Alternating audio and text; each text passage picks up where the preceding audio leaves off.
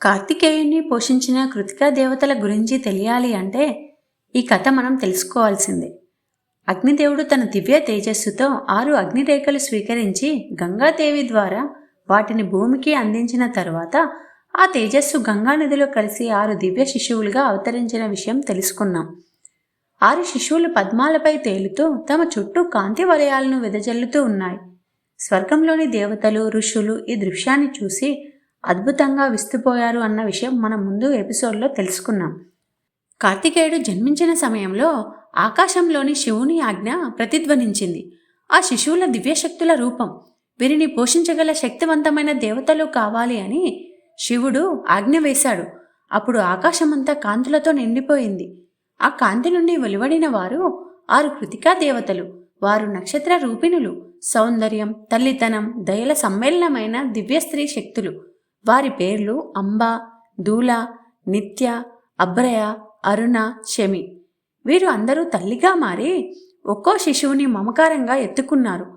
ఆ దివ్య శిశువులు దేవతల ప్రేమతో పెరుగుతూ అగ్ని తేజస్సు వంటి కాంతిని వెదజల్లారు.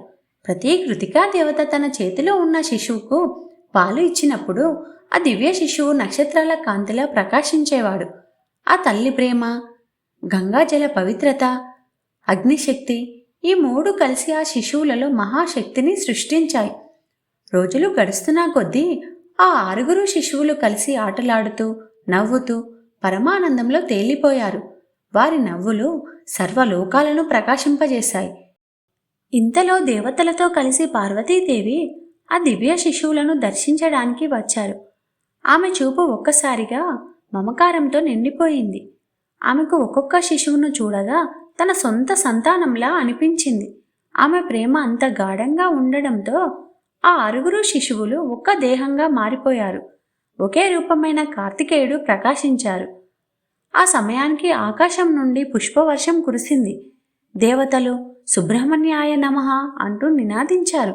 కృతికా దేవతలు ఆనందంతో ముక్తకంఠంగా పాడుతూ తమ తల్లితనంతో గర్వించారు.